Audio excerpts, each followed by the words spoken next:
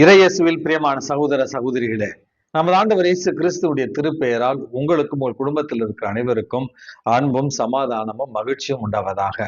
ஆன்மீமிக்கவர்களே, பிப்ரவரி மாதம் 20ஆம் தேதி திருநீற்று புதனுக்கு பிறகு வருகிற வெள்ளிக்கிழமை தாயாம் திரு அவை புனித பிரான்செஸ்கோ மற்றும் புனித ஜெசிந்தா இவர்களுடைய நினைவு நாளைத்தான் கொண்டாடுகிறது. யார் இந்த பிரான்செஸ்கோ, யார் இந்த ஜெசிந்தா என்கிற கேள்வி உங்க மனத்துல எழலாம். அன்புமிக்கவர்களே, போர்ச்சுகல் தேசத்துல கோவா டி இரிடியா என்று சொல்லப்படுகிற இடத்துல அன்னை மரியாள் 3 சிறுவர் சிறுமியருக்கு காட்சி அளித்தார். அந்த 3 சிறுவர் சிறுமியர்களில் இருவர் தான் புனித பிரான்செஸ்கோ மற்றும் புனித ஜெசிந்தா. பாத்திமா அன்னை என்று அழைக்கப்படுகிற அந்த அன்னை காட்சி அளித்த அந்த மூவரில் இருவருடைய நினைவு நாளைத்தான் இன்றைக்கு நம்ம கொண்டாடுகிறோம்.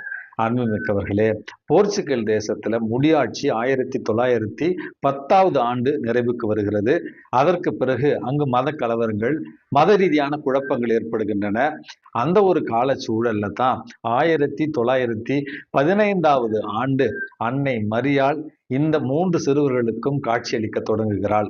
ஒவ்வொரு மாதமும் 13ஆம் தேதி 6 மாதங்களுக்கு அன்னை மரியாள் இவர்களுக்கு காட்சியளிக்கிறார். முதலில் வானதூதர்கள் காட்சியளிக்கிறார்கள். அதற்கு பிறகு அன்னை மரியாளே இவர்களுக்கு காட்சி அளிக்கிறார். அன்னை மரியாள் இவர்களுக்கு காட்சி அளித்து தன்னை ஜெபமாலையினுடைய அன்னை என்று தன்னை அறிமுகப்படுத்திக் கொள்கிறார்.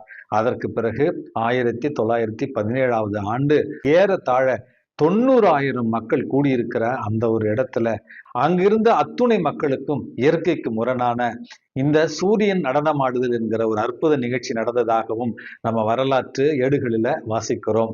அன்பு மிக்கவர்களே, அன்னை மரியாள் இந்த பிள்ளைகளிடத்துல உலக அமைதிக்காகவும் போர் நிறுத்தப்படவும் அதே நேரத்தில் பாவிகள் மனமாற்றத்திற்காக பரிகார பலிகளை செலுத்தும்படியாகவும் மற்றும் ரஷ்ய தேசம் இயேசுவினுடைய திரு இருதயத்திற்கு அர்ப்பணிக்கப்பட வேண்டும் என்கிற அந்த கருத்துக்களை முன்வைத்துதான் அன்னை மரியாளுடைய காட்சிகள் இருந்தன.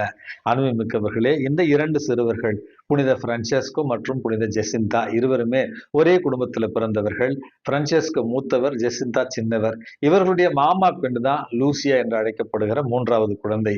அன்புமிக்கவர்களே, இந்த 2 குழந்தைகளுமே மிக படிப்பு அறிவு இல்லாத சாதாரண ஆடு மாடு மேய்க்கும் சிறுவர் சிறுமிகளாகத்தான் இருந்திருக்கிறார்கள்.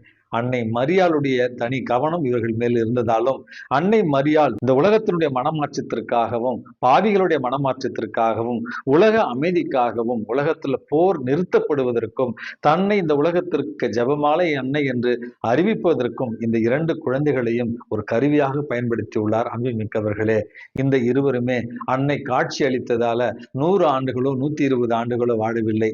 மாறாக 2018 மற்றும் 19வது ஆண்டுகளில் இருவருமே சளி காய்ச்சலால் இவர்கள் உடல்நலம் பாதிக்கப்பட்டு இறைவனடி சேர்ந்தார்கள் என்றும் இவர்கள் வாழ்க்கை வரலாற்றில் நம்ம வாசிக்கிறோம்.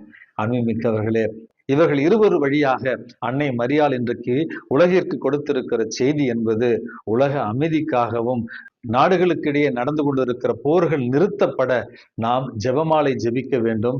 பாவிகளுடைய மனமாற்றத்திற்காக நாம் ஜெபிக்க வேண்டும். இயேசுனுடைய இதயம் நம்முடைய மனமாற்றத்திற்காகவும் நம்முடைய அன்பிற்காகவும் ஏங்கி காத்து கொண்டிருக்கிறது. அந்த திரு இருதயத்திற்கு நம்மை முற்றிலும் ஒப்பு கொடுக்கவும் இந்த 2 புனிதர்களுடைய பரிந்துரையால் இன்றைக்கு மன்றாடி ஜெபிப்போம். அன்புமிக்கவர்களே, இன்றைக்கு நமக்கு கொடுக்கப்பட்டு இருக்கிற இந்த நற்செய்தியில நமது ஆண்டவர் இயேசு கிறிஸ்துவிடத்துல ஒரு சிலர் சென்று திருமுழுக்கு யோவானுடைய சீடர்கள் நோன்பு இருக்க உங்களுடைய சீடர்கள் ஏன் நோன்பு இருப்பதில்லை என்கிற ஒரு கேள்வி எழுப்புகிறார்கள். அன்புமிக்கவர்களே, இயேசு அவர்களுக்கான ஒரு தகுந்த பதிலை தருகிறார். மணமகன் அவர்களோடு இருக்கிற நேரத்துல அவர்கள் நோன்பு இருக்க வேண்டிய அவசியம் இல்லை. நேரம் வரும், அப்பொழுது அவர்கள் நோன்பு இருப்பார்கள் என்கிற ஒரு செய்தியை கொடுக்கிறார். இது நமக்கு தருகிற இந்த நற்செய்தி வாசகத்தின் வழியாக நாம புரிந்து கொள்ள வேண்டிய முதல் செய்தி என்பது, நமது ஆண்டவர் நமது அருகில் இருக்க கவலை கொள்ளாமல் மகிழ்ச்சியோடு நம்ம வாழ வேண்டும். நமது ஆண்டவர் இயேசு கிறிஸ்து இருக்கிற இடத்துல துன்பம் இருக்காது, துயரம் இருக்காது, கண்ணீர் இருக்காது என்கிற முதல் செய்தியைத்தான் நமக்கு தருகிறது. ஆகவே ஆண்டவருடைய பிரசன்னத்தில் இருப்பதற்கு நம்ம ஒவ்வொரு நாளும் இறை வேண்டல் வழியாக முயற்சி செய்ய இறைவன் நமக்கு அழைப்பு விடுக்கிறார். இதுதான் முதல் செய்தி. இரண்டாவது செய்தி என்பது, இந்த தவ காலத்துல நம்ம நோன்பு இருப்பது அல்லது முகத்தை விகாரமாக வைத்துக் கொள்வது, ஜப தப காரியங்களில் ஈடுபடுவது, வெளிப்புறமான அடையாளங்களையும் சடங்குகளையும் செய்வது மட்டும்தான் இந்த தவ காலத்துடைய முக்கியமான ஒழுங்குகள் அப்படி என்று நம்ம நினைத்து கொண்டிருக்கிறோம்.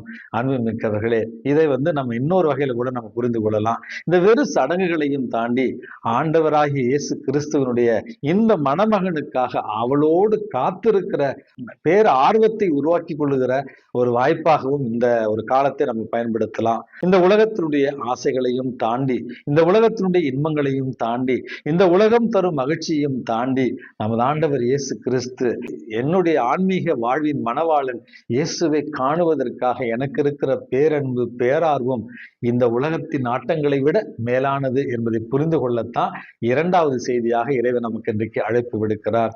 ஆகவே அன்புமிக்கவர்களே, நமது ஆண்டவர் இயேசு கிறிஸ்துவனுடைய குரலை கேட்கவும், அவரோடு உடனிருக்கவும், அவர் பணி செய்திடவும் இருக்கிற ஆர்வமே மற்ற வெளிப்புற சடங்குகளை விட மேலானது என்பதை புரிந்து கொண்டு நமது ஆண்டவர் இயேசு கிறிஸ்துவுக்காய் காத்திருக்கிற மகிழ்ச்சியின் காலமாக, பேரன்பின் காரணமாக, பேரார்வத்தின் காலமாக இந்த தவக்காலத்தை ஏறெடுத்திட இறைவன் உங்களையும் என்னையும் தூண்டுவாராக. எல்லாம் வல்ல இறைவன், தந்தை, மகன், தூய ஆவி உங்களையும் உங்கள் குடும்பத்தில் இருக்கிற அனைவரையும் நிறைவாக ஆசீர்வதித்து பாதுகாத்து வழி நடத்துவாராக. ஆமேன்.